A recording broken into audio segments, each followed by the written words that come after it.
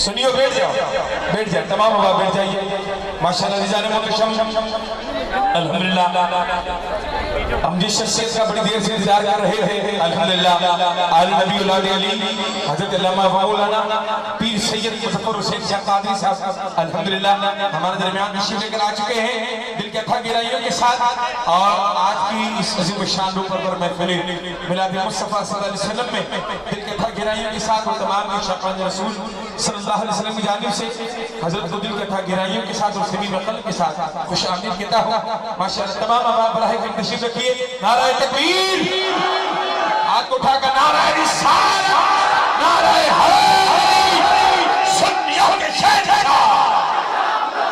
چل رسول حیدری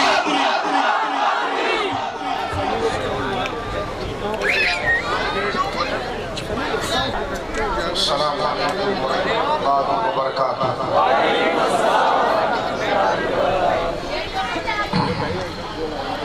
رب اشرح لي صدري ويسر لي امري واحلل عقدة من لساني يفقهوا قولي الحمد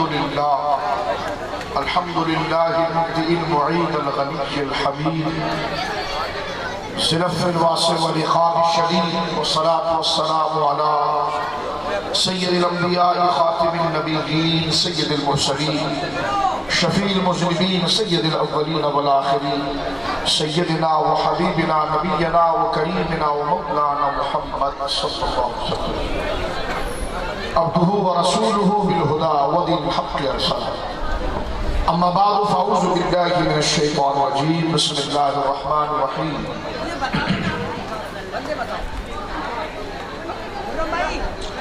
وَكُلًّا وَعَدَ اللَّهُ الْحُسْنَى آمَنْتُ بِاللَّهِ صَدَقَ اللَّهُ الْعَظِيمُ بِبَرَكَةِ إِنَّ اللَّهَ وَمَلَائِكَتُهُ يُصَلُّونَ عَلَى النَّبِيِّ يَا أَيُّهَا الَّذِينَ آمَنُوا صَلُّوا عَلَيْهِ وَسَلِّمُوا تَسْلِيمًا محمد سرور پاک اللہم صلی علی جدود پاک اللہم صلی علی سیدنا و حبیبنا نبینا و کریمنا و مولانا محمد صلی اللہ علیہ وسلم بعد الجود والکرم منبع العلم والحلم والحکم وآلہ وصحبہ وبارک وسلم صلاة و سلام علیکہ یا سیدی یا حبیبی یا رسول اللہ كلهم من رسول الله ملتمس غرفا من البحر أو رشفا من الديم منزه عن شريك في محاسنه فجوهر الحسن فيه غير منقسم وعن عائشة رضي الله تعالى عنها قال النبي صلى الله عليه وسلم النكاح من سنتي فمن لم يعمل بسنتي فليس مني وفي موضع الأخرى وفي موضع الآخر قال النبي صلى الله عليه وسلم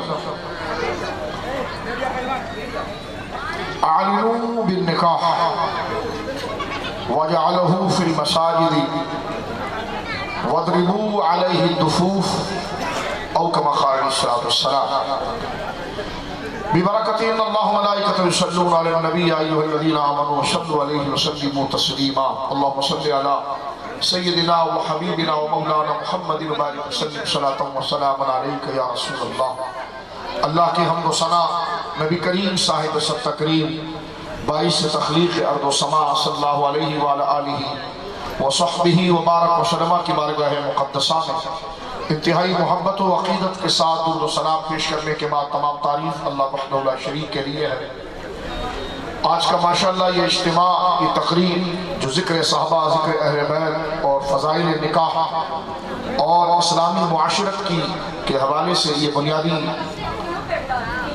اور مبارک اجتماع رکھا گیا ہے مجھے ابھی بتایا گیا اسٹیج پر میں نے عنوان پوچھا تو بتایا کہ ابھی یہ شادی کی تقریب ہے نکاح کی تقریب ہے تو یقیناً میں دونوں خاندانوں کو مبارکباد اس حوالے سے پیش کرنا چاہوں گا کہ یہ بڑی خوشبختی اور سرفرازی ہے کہ آپ نے اس مبارک اور مسرت اور خوشی کے موقع پر اس سے استفادہ کرنے کے لیے اور اپنے اہل و عیال کے لیے طلب برکت کے لیے ماشاءاللہ اللہ اس کے رسول کے ذکر کی محفل کو صحابہ اور اہل بیت کے ذکر کی محفل کو شریعت مطہرہ سے آگاہی کی اس محفل کو منعقد کیا اللہ رب العالمین جل وعلا دونوں خاندانوں میں جو آگے نکاح کی تقریب ابھی ہونی جا رہی ہے یا دیگر اور معاملات ہیں، میں صمیم قلب سے دعا کرتا ہوں اس جذبہ خیر کے ساتھ کہ اس مبارک مجلس کو انہوں نے ذکر کی محفل کو منعقد کیا اور اپنی اس خوشی کو حقیقی خوشی بنانے کے لیے علم دین کی محفل کو منعقد کیا ہے تاکہ اہل محلہ اہل علاقہ دین متین شریعت مطہرہ اور دین کی بنیادی عقائد کو جان سکیں۔ اللہ رب العالمین اس گھرانے کو بہترین برکت اور صلہ عطا فرمائے۔ میں پہلے حدیث شریف کا ترجمہ کر کے آگے چل جانا چاہتا ہوں۔ ہماری ماں ام المومنین حضرت عائشہ صدیقہ بنت صدیق رضی اللہ تعالی عنہا ارشاد فرماتی ہے کہ نبی کریم علیہ السلام نے ارشاد فرمایا، ابن ماجہ میں یہ روایت موجود ہے کہ النکاح من سنتی، حضور نے فرمایا کہ نکاح جو ہے وہ میری سنت اور میرے طریقے سے ہے۔ فمن لم يعمل بسنتی فلیس منی، جو تمام سہولیات اور تمام معاملات کی کشادگی کے ساتھ اس کے پاس جو ہوں اور وہ میری سنت کو ادا نہ کرے، میرے اس طریقے کے اوپر نہ آئے تو فلیس منی، وہ میرے طریقے کے اوپر نہیں ہے۔ تو نکاح کی شریعت مطہرہ کے اندر بڑی اہمیت ہے، کیوں؟ اس لیے کہ اس سے دو خاندان جڑتے ہیں، افزائش نسل ہوتی ہے۔ میں اور آپ الحمدللہ خود ہم ماں باپ سے پیدا ہوئے ہیں اور آج ہمارا وجود اگر ہے تو ہماری ماں اور ہمارے باپ کی وجہ سے ہے۔ اللہ رب العالمین جل وعلا جن کے والدین ماں اور باپ زندہ ہے، اللہ ان کو دراز عمر بالخیر دے اور اپنے بچوں کے سر پر ان کا سایہ قائم رکھے۔ تو میرے بزرگوں دوستوں، یہ عالم دنیا کے اندر عورت اور مرد کا یہ رشتہ بڑی قیمت اور اہمیت رکھتا ہے۔ ظاہر سی بات ہے ہماری مائیں بھی تو عورت ہیں اور ہمارے والد جو ہے وہ مرد ہیں، تو اس کو اس تقدس اور پاکیزگی کے ذہن کے ساتھ اس بات کو سنیا، کیونکہ اللہ رب العالمین نے انسانوں کے نسل اور افزائش نسل کے لیے، نسل کو بڑھانے کے لیے، اللہ رب العالمین جل وعلا نے عورت اور مرد کے رشتے کو قائم فرمایا۔ اور اس طرح کے روایت میں یہ بھی آتا ہے کہ جب حضرت آدم علیہ السلام کو پیدا کیا گیا تو عورت کے لیے مرد اور مرد کے لیے عورت، دونوں کو طمانینت اور سکون کا ذریعہ بھی اللہ رب العالمین جل وعلا نے بنایا۔ حضرت آدم ابو البشر کہ جب ان کو پیدا کیا گیا تو کتابوں میں یوں بھی آتا ہے کہ ان کی طبیعت کے اندر کچھ افسردگی تھی، کچھ پریشانی تھی، اور جس کو تقاضے بشری سے کہا جاتا ہے کہ بندہ سیٹسفائز نہ ہو اور پر اطمینان نہ ہو، تو اللہ رب العالمین جل وعلا نے آپ کی بائیں پسلی سے ہماری ماں، ہم سب انسانوں کی ماں سیدہ حوا علیہ السلام کو اللہ رب العالمین نے پیدا فرمایا، جو اطمینان کا باعث بنا۔ ایک بات، اب تھوڑی سی بات میں آگے لے کر چلنا چاہتا ہوں، اس بات کو ذرا سمجھیے۔ قرآن کریم میں سورہ آل عمران کے اندر اس بات کو ذکر کیا میرے بزرگوں۔ اللہ فرماتا زُيِّنَ لِلنَّاسِ حُبُّ الشَّهَوَاتِ مِنَ النِّسَاءِ وَالْبَنِينَ۔ اللہ فرماتا ہے کہ چند چیزیں ایسی ہیں کہ جس کی محبت اور جس کے جوش اور جس کی چاہت کو اللہ فرماتا ہے ہم نے خود انسان کے اندر، اللہ فرماتا ہے ہم نے خود رکھا ہے۔ زُيِّنَ لِلنَّاسِ حُبُّ الشَّهَوَاتِ، حب کہتے ہیں محبت کو جس کی طرف دل راغب ہو، اور شہوات کہتے ہیں جو دل کو تحریک دے، جو دل کو اس محبت کی طرف ابھارے۔ تو یہ دو چیزوں کے ساتھ قرآن نے چند رشتوں کو، چند چیزوں کی محبت کو اللہ نے ہمارے اندر رکھا ہے جو ہماری فطرت اور ہماری طبیعت کے اندر ہے۔ یہ اللہ رب العالمین اس حقیقت کو ذکر فرما رہا ہے۔ فرمایا زُيِّنَ لِلنَّاسِ حُبُّ الشَّهَوَاتِ مِنَ النِّسَاءِ وَالْبَنِينَ۔ اللہ فرماتا ہے، آگے پوری آیت ہے، اللہ فرماتا ہے سونا چاندی، کاروبار، مال جمع کرنا، مال رکھنا، اچھی سواریاں رکھنا، اچھے مکانات رکھنا، بیویوں کا ہونا، اولاد کا ہونا، یہ تمام چیزیں جو ہیں، بیویاں، اولاد، سونا چاندی، مال زر اور اچھی سواری، اچھے مکانات، اللہ فرماتا زُيِّنَ لِلنَّاسِ حُبُّ الشَّهَوَاتِ، ان چیزوں کی محبت کو ہم نے لوگوں کی طبیعت میں مزین کر دیا ہے۔ یعنی اللہ فرماتا ہے کہ ان چیزوں کی محبت کو ہم نے خود ان کے دلوں کے اندر پیدا کیا۔ بیوی کی محبت پیدا کی، اولاد کی محبت پیدا کی، سونا چاندی اور مال و زر کی محبت پیدا کی، یہ اللہ خود فرماتا ہے، اور تجارت کی محبت پیدا کی، اور اللہ رب العالمین فرماتا ہے کہ ہم نے ان کے لیے مویشیاں، سواریاں، یہ محبتیں پیدا کی۔ کیوں؟ اس لیے کہ یہ زندگی کے اسباب ہیں۔ بیوی کے لیے شوہر اس کا زندگی کا ساتھی ہے، اور شوہر کے لیے بیوی اس کی زندگی کی ساتھی ہے۔ اس کے ساتھ اولاد وہ زندگی کی ایک اور بڑی نعمت اور خوشی ہے۔ اس کے ساتھ مال و زر، سونا چاندی، محنت طلب، یہ ساری چیزیں، سواریاں، یہ زندگی کی آرائش ہے۔ تو جب اللہ نے مجھے اور آپ کو، میرے بزرگوں، میرے بچوں اور میرے دوستوں، اس دنیا کے اندر پیدا کیا، تو اس دنیا کے اندر جو زندگی گزارنے کے جو ذرائع تھے، اللہ رب العالمین نے اس کی محبت بھی ہمارے اندر رکھی، اور پھر ارشاد فرمایا ان تمام نعمتوں سے استفادہ کرو، اس سے حصہ لو، لیکن اصل جو نعمت و ٹھکانہ ہے وہ اللہ کے پاس ہے۔ مثلا کیا ہے؟ مثلا غور کریں کہ اصل جو ہے میرے دوستوں وہ اللہ رب العالمین جل وعلا کی یاد ہے، اللہ رب العالمین کا قرب ہے۔ لیکن اللہ رب العالمین جل وعلا نے ان تمام چیزوں کی محبتیں ہمارے اندر رکھی ہیں، لیکن اس محبت کو ریلیز کرنے کے لیے، اس محبت کو خارج کرنے کے لیے، اس محبت کو اپنے درجے میں لانے کے لیے، تاکہ یہ ریلیز ہوتی رہے تو ہماری پرواز اللہ کی طرف بڑھتی چلی جائے۔ تو فرمایا محبت کا ایک جو گوشہ ہمارے اندر ہے وہ عورتوں یعنی بیویوں کے لیے ہے، اور بیویوں کے لیے شوہروں کے لیے۔ اسی طرح مال ہے، زر ہے، سونا ہے، چاندی ہے، تجارت ہے۔ اللہ فرماتا ہے یہ تمام چیزیں ہم نے تمہارے اندر رکھی ہے، اور یہ افزائش نسل کے لیے رکھی۔ ایک بات پھر میرے دوستوں بزرگوں اس بات کو سمجھو، جس طرح انسان کی اولاد پیدا ہوتی ہے نا، اس طرح شیطان کی بھی نسلیں چلتی ہیں۔ باقاعدہ کتابوں کے اندر لکھا ہے کہ شیطان کی بھی ذریت اور اولادیں ہیں، اور باقاعدہ اس کے اندر بھی تناسل اور اس کے اندر بھی افزائش نسل کا سلسلہ ہے، جس طرح مردوں کے اندر ہوتا ہے۔ اب ایک طرف انسانوں کی اولاد، یعنی ان سے اولاد کا پیدا ہو رہی ہے، وہ اولاد ایک عمر پر پہنچ رہی ہے، ان کی شادیاں ہو رہی ہیں، ان سے اولادیں پیدا ہو رہی ہیں۔ تو جس طرح میرے دوستوں بزرگوں یہ اولادوں کا سلسلہ ہے، اس طرح شیاطین میں بھی اولادوں کا سلسلہ ہے۔ اب اس کو دوسرے الفاظ میں سمجھو، جس طرح خیر بڑھ رہی ہے اس طرح شر بھی سامنے موجود ہے۔ تو اللہ رب العالمین جل وعلا نے اس کائنات کو انسانوں کے لیے آزمائش کے لیے بنایا ہے، کہ آزمائش کیا ہے کہ وہ خیر کے راستے کو اختیار کریں اور وہ شر سے دور رہیں۔ تو نکاح کی اہمیت سب سے بڑی یہ ہے کہ یہ افزائش نسل ہے، یعنی اللہ اس کے ذریعے اولاد دیتا ہے، اور وہ اولاد خیر کے نمائندے ہوتے ہیں، خیر کی تحریک کے کارکن ہوتے ہیں، خیر کی تحریک کے سپاہی ہوتے ہیں۔ شریعت مطہرہ اولاد سے یہ تقاضا کرتی ہے کہ پھر ان کی تربیت اللہ اس کے رسول کے کہنے کے مطابق کر کے خیر کی جماعت میں، خیر کی تحریک میں، خیر کی تنظیم میں اچھی افراد مہیا کیا جائے، تاکہ جتنے انسان ہیں وہ ان خیر کے نمائندوں کے ذریعے خیر پائیں اور شیطان کے چنگل سے بچ کر جنت کا راستہ اختیار کریں۔ اس لیے میرے دوستوں بزرگوں یہ نفسیاتی فلسفہ میں آپ کو بتا رہا ہوں، اس لیے شادی اور نکاح بہت تقدس والی ہے، بہت ہی برکت والی ہے، کہ اس سے پہلی چیز کیا ہے؟ افزائش نسل، اور نکاح کا مقصد بھی یہی ہے، افزائش نسل ہے۔ اور نسل ظاہر سی بات ہے اولاد کی محبت کو اللہ رب العالمین نے دل کے اندر رکھا ہے، تو اس محبت کو دل کے اندر رکھا اس لیے ہے کہ ہم اس کی تربیت جان و جگر سے کریں۔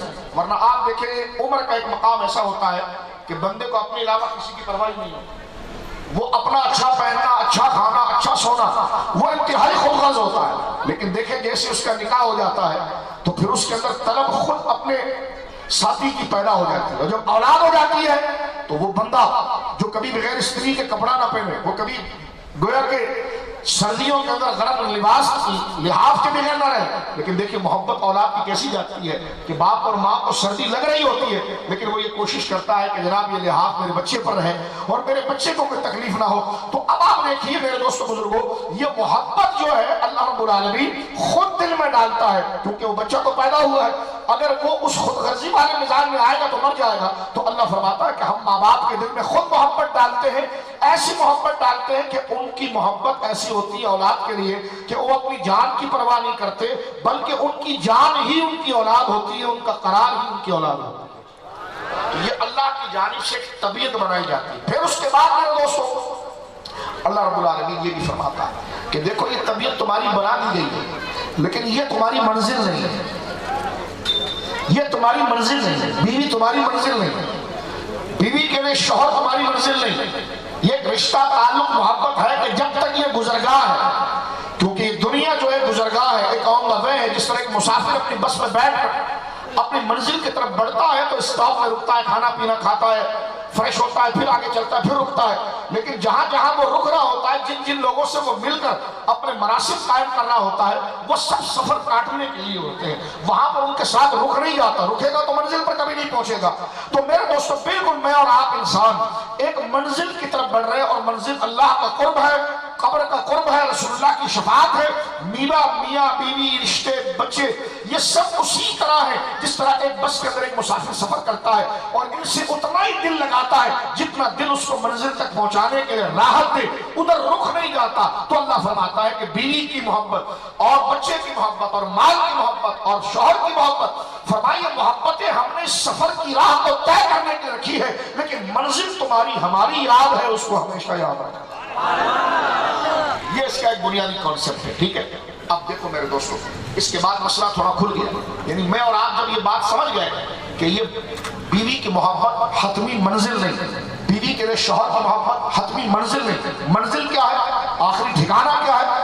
اصل مقصود کیا ہے؟ اصل انعام ہمارا کیا ہے؟ اللہ کی یاد، اللہ کی منزل. یہ بیوی شوہر کے لیے، شوہر بیوی کے لیے، بچے ماں باپ کے لیے، یہ سب صرف اس سفر کے اندر اس کے راحت کے سامان ہیں. اس کے راحت کے سامان ہے کہ جس سے وہ دل لگاتا ہے، اور اس دل اور محبت کے پریشر کو وہاں ڈیلیور کرتا ہے، اور وہ پریشر ڈیلیور ہونے کے بعد خدا اسے یاد آ جاتا ہے. پھر وہ خدا والی محبت کو بھی ادھر سپورٹ نہ کرے. مثلاً دیکھیے، اس لیے فرمایا گیا کہ اللہ کی نافرمانی میں، اللہ کی معصیت میں، اللہ کی ناراضگی میں کسی بندے کی اطاعت نہیں. مثلا دیکھو، ماں باپ کا حق میرے بچوں بزرگوں بھائیوں کتنا ضروری ہے. قرآن نے کہا کہ ماں باپ کو اف تک نہیں کرنا، یعنی اف تک نہیں کرنا. یعنی اگر اف سے بھی انہیں تکلیف پہنچتی ہے تو اس سے بڑی چیز تو خود بخود حرام اور ناجائز ہو گئی. یعنی انہیں اف تک نہیں کرنا کیونکہ وہ تمہارے محسن ہیں، اور ان کے احترام میں اللہ رب العالمین جل وعلا کا احترام ہے. اس طرح حدیث پاک کی کتابوں کے اندر آتا ہے، ایک شخص کا انتقال ہوا، مرتبہ اس کی زبان سے کلمہ نہیں نکل رہا تھا. لوگوں نے حضور علیہ السلام کو بلایا، سرکار تشریف لے گئے. سرکار نے دیکھا تو اس پر نزا کا وقت ہے، مرنا سب نے اللہ عافیت فرمائے، سینہ جکڑ رہا ہے. حضور نے اپنی شہادت کی انگلی اس کے منہ میں داخل کی، لیکن پھر بھی وہ کلمہ نہیں پڑھ پایا. سرکار نے فرمایا اس کی ماں زندہ ہے، اس کی ماں زندہ ہے. کہ جی حضور ماں زندہ ہے. تو سرکار نے فرمایا اس کی ماں کو بلاؤ. ماں کو بلایا گیا. ماں جب آئی، سرکار نے فرمایا تو اس سے ناراض ہے؟ اس نے کہا میں اس سے سخت ناراض ہوں. تو حضور نے فرمایا اس سے تو راضی ہو جا، اس کی تیری ناراضگی کی وجہ سے اس کے منہ سے کلمہ نہیں نکلتا، اور اگر اس کے منہ سے کلمہ نہیں نکلا تو اس کی دنیا تو برباد ہوئی، اب تو آخرت بھی گئی. اور آخرت تو ایسی ہے کہ زندگی تو 70-80 سال کی ہے، لیکن اس کے بعد والی زندگی جو ہے وہ کروڑوں خربوں خربوں خربوں خربوں سال ختم ہو سکتے ہیں، لیکن وہ زندگی ختم نہیں ہے. اب آپ غور کریں کتنا بڑا بے وقوف آدمی ہوگا جو تھوڑے سے کے لیے اعلیٰ نفع چھوڑ دے. تو میری اور آپ کی عمر 55 سال، 60 سال، 65 سال، موت کا بھروسہ نہیں ہے، لیکن اس سے اوپر بندہ جاتا نہیں. 70-75 سال بہت زیادہ ہو گیا. اس سے یعنی آج جو نئی نسل ہے تو اوپر پہنچ ہی نہیں پا رہی. پرانے لوگ آپ کو 70-80 سال کے ملیں گے، کئی آپ کو 90 سال، لیکن 100 سال کی بھی عمر ہو جائے تو قبر کے عرصے کے مقابلے میں وہ قطرہ بھی نہیں. کیونکہ آپ دیکھیے جو لوگ حضرت آدم کے دور میں مرے ہوں گے تو وہ آج تک قبر میں، تو کتنے ہزار سال تو صرف ان کو لیٹے میں ہوگا. عمر کتنی پائی تھی؟ 500 سال. چلو 500 سال پالی میں ہوگا، لیکن عرصہ کتنا لمبا ہو گیا.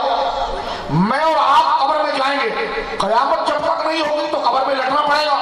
تو میرے امام نے یہ بات اپنے مناجات میں کی تھی، یا الہی جب رضا خواب گراں. یہ لفظ جو میرے امام نے کیسے رونگٹے کھڑے ہوتے ہیں کہ یا الہی جب رضا خواب گراں سے سر اٹھائے. یعنی اتنا انتہائی تھکا دینے والی، انتہائی مشکل اور انتہائی بھاری نیند کہ جس وقت بندہ جو ہے وہ، میرے دوستو یہاں پر تو ہم 6 گھنٹے لیٹتے تو بازو اٹھنے لگ جاتا ہے. تو قبر کے اندر جناب جو ہے کہ وہ ہزاروں سال تک لیٹنا ہے، اور اس کے بعد میدان محشر میں اٹھنا ہے. یہ زندگی کنٹینیو ہے، یعنی جو مر گئی تو ختم، زندہ رہی ہے تو زندگی گئی ہے، 60 سال 65 سال کی ختم ہو. اب جو شروع ہوئی صرف قبر کی زندگی ہزاروں سال. قیامت کب آئے گی اللہ اس کا رسول جانتا. اس کے بعد قبروں سے اٹھایا جائے گا تو 50,000 سال کا تو صرف میدان محشر ہے. کتنا؟ بعض علماء نے 5,000 نے کہا، بعض حدیث میں 50,000. تو 5,000 بھی اگر آپ لے لیں تو 5,000 سال تو صرف، یا 50,000 سال تو صرف میدان محشر کے. کتنے؟ یہ محاورہ نہیں حقیقت ہے. یعنی کہاں 60 سال اور کہاں 50,000 سال کا میدان بچا ہے، اسٹل اوپر کھڑا ہونا. وہاں سونا ہے قبر کے اندر اور سب زندہ ہے، اور وہاں کھڑا ہونا دوسری زندگی ہے. اس کے بعد انشاءاللہ نبی مکرم صلی اللہ علیہ وسلم کی شفاعت ملے گی. اور اس کے بعد جب جنت میں داخل ہوں گے تو وہاں تو موت کو ایسی ذبح کر دیا جائے گا تو موت ہی نہیں ہے. تو اب آپ دیکھیے کہ اس زندگی کے بعد جو زندگی ہے اس کو ہم کیلکولیٹ ہی نہیں کر سکتے، اس کو ہم شمار ہی نہیں کر سکتے. یعنی اربوں کو ارب سے بھی اگر ملٹیپلائی کریں، ضرب دیں، پھر جو نکلے اس کو پھر اربوں سے ضرب دیں، پھر جو نکلے، ممکن ہی نہیں ہے. کس طرح ملٹیپلائی کر سکتے، کس طرح آپ ضرب دے سکتے. لیکن میں سمجھانا یہ آپ کو چاہ رہا ہوں کہ اس مختصر سی زندگی کے سامنے وہ جو آنے والی زندگی ہے وہ ایسی زندگی ہے کہ جس میں موت نہیں ہے. وہ بالعلاطول یعنی بالکل کنٹینیو سٹل وہ چلتی چلی جا رہی ہے، چلتی چلی جا رہی ہے. تو عقل مندی یہ ہے کہ اس آزمائش والی زندگی کے اندر بندہ وہ سہارا کر لے، یہاں سے اس زندگی کے اندر جس بات پر آپ کامیاب ہوں گے نا، اس کے کارڈ، اس کی ترقی کے انعام آپ کو یہاں سے ملیں گے. اور اس کو اللہ رب العالمین جل وعلا نے ذکر فرمایا کہ بیوی، شوہر، اولاد، مال، یہ ساری چیزیں، اس کی محبت ہم نے تمہارے دلوں کے اندر رکھی. اگر نہیں رکھتے تو رشتے کیسے بنتے؟ نہیں ڈالتے تو خاندان کیسے بنتے؟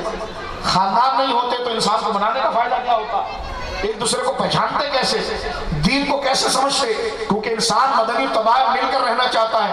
ملے گا اس کا کہ جس سے بلڈ ریلیشن ہوگا، جس سے تعلق ہوگا. تو یہ محبت اس لیے ڈالی گئی ہے تاکہ معاشرہ کھڑا ہو، معاشرہ کھڑا ہو، معاشرہ ڈیولپ ہو. لیکن یہ چیزیں میرے دوستوں اتنی استعمال کرنے کی ہے جس طرح ایک مسافر اپنے اسٹاپ پر اترنے سے پہلے اپنے گرد میں بیٹھے ہوئے لوگوں کے ساتھ اتنا دیر الیک سلیک رکھتا ہے، اتنا دیر سستاتا ہے جتنے دیر میں اس کا اسٹاپ نہ آ جائے. اسٹاپ آ گیا تو وہ کہا یار بیٹھ، وہ کہے گا بھائی بس اتنا ہی تھا اور کیا تھا. اب اگر میں